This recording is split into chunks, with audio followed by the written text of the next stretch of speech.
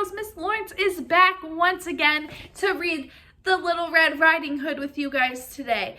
So, I want you guys to take a really close look at this cover. I know many of you guys have probably read this story before because this is a classic. I know myself as a little kid have read this story multiple times, and I still find myself reading it all the time. So, the life lesson that I want you guys to take from this is, although someone may tell you to do, not to do, or not to do something, and although they might tell you not to do something, there is always a reason to why they told you that. So, before we get started, I want you guys to look at the cover at the boy in the doorway. I don't know if you guys can see. So, the little boy in the doorway has a little smirk on his face. What do you think this smirk on his face is for? Okay. And where do you think Little Red Riding Hood is about to go? If you haven't read the story, for all you people, where do you think Little Red Riding Hood is about to go? All right, so let's go ahead and read. Once upon a time, a little girl lived with her mother and brother in a small cottage by the edge of the forest. Her favorite piece of clothing was a long red cape with a soft silky hood.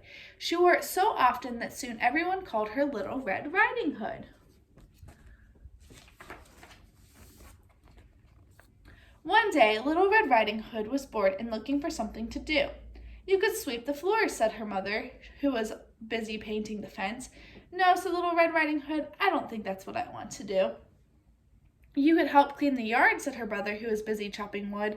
No, said Little Red Riding Hood, I know that's not what I want to do. Then you could visit your grandmother, said her mother. You're old enough to go by yourself, and you haven't seen her for weeks. That's exactly what I want to do, said Little Red Riding Hood. Grandmother lives on the other side of the woods. It'll be an adventure. So Little Red Riding Hood's mother packed a basket full of treats for the girl to take to her grandmother. Just remember, said her mother, these woods can be very dangerous. So, when you leave, please go straight to Grandma's, and don't be late.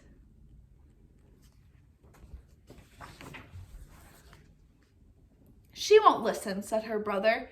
Yes, I will, said Little Red Riding Hood. Of course she will, said her mother. Oh dear. Something else before you go. Only talk to those who you know. She won't listen, said her brother. Yes, I will, said Little Red Riding Hood. Of course she will, said her mother. Oh, and one last thing, sweetheart. From the path, you shouldn't stray, or you could get lost someday. So, what is one thing that her brother kept saying after her mother told her not to do something? Very good. She won't listen, said her brother. Yes, I will, said Little Red Riding Hood. Of course she will, said her mother. Goodbye, dear, and give your grandmother a big hug for me. Yes, mother, said Little Red Riding Hood, and then she headed out the door, down the path, and into the forest. There was so much to see in the woods, a sleeping owl, a giant mushroom, an amazing spider web. Then Little Red Riding Hood remembered what her mother had said. When you leave, please go straight to Grandma's, and don't be late. But thought Red Riding Hood, Mother surely would want me to enjoy the forest, so she stopped and looked around. Just then, a dark shape stepped out from behind one of the trees. It was a wolf, and he was smiling a charming smile. Why, hello, little girl, said the wolf. Isn't this a lovely day? Little Red Riding Hood remembered what her mother had said. Something else before you go, only talk to those who you know.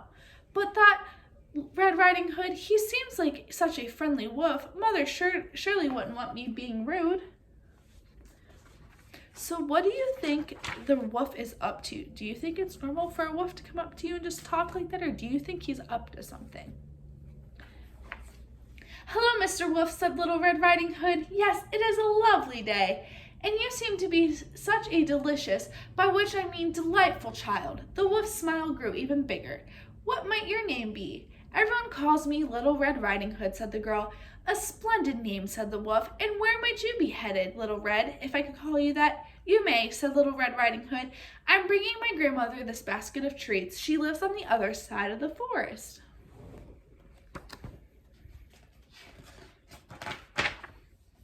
How kind of you, the wolf said. In fact, Wouldn't your grandma like a lovely bouquet of wildflowers as well? There are just some over that hill down by the edge of the river. Red Riding Hood remembered what her mother said. From the path you shouldn't stray, or you could get lost someday. But thought Red Riding Hood, Mother surely would want me to bring grandmother some flowers. That's a wonderful idea, Mr. Wolf. I'll pick some right away. And she scampered off into the woods. Goodbye, Little Red, the wolf called after her. I'm sure we'll meet again very soon. And he whispered, by which I mean for lunch. What is the wolf up to? The moment Red Riding Hood disappeared, the wolf dashed down the path towards grandmother's cottage. He tapped lightly on the door. Grandmother, he said in his best little girl voice, it's me, Little Red Riding Hood. Little Red? Really? How wonderful. Grandmother flung open the door. Wait, she said, you're not Red Riding Hood. Sadly, no, said the wolf, by which I mean goodbye, and he swallowed the grandmother in one big gulp. And now, said the wolf, patting his stomach, I'll wait for dessert.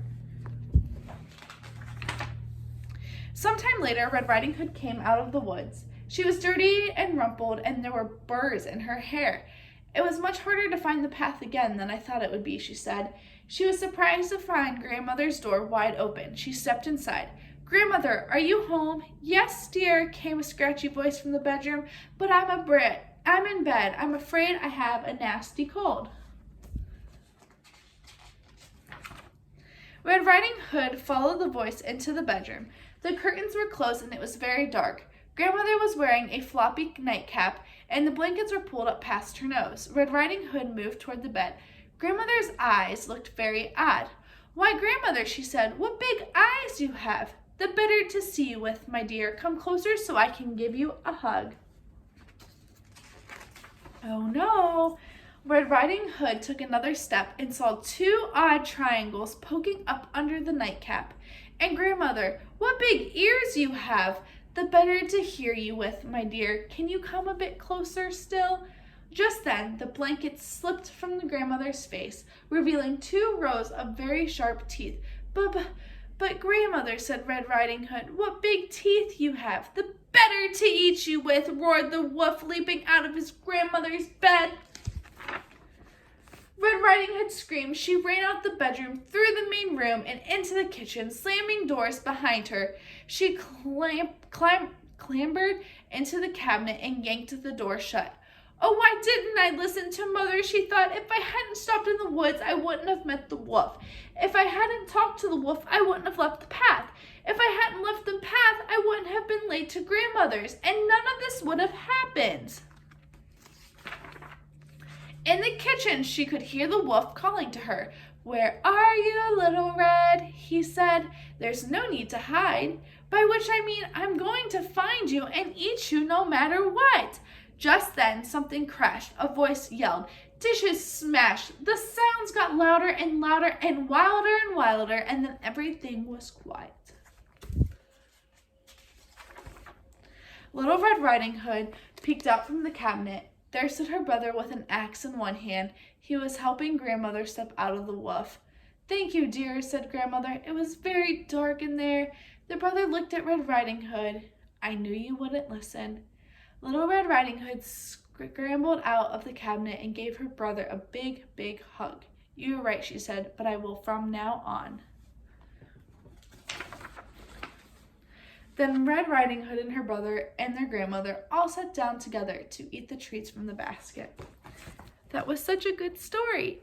So before we end and I say goodbye, I want you guys to think of a time where you were warned not to do something.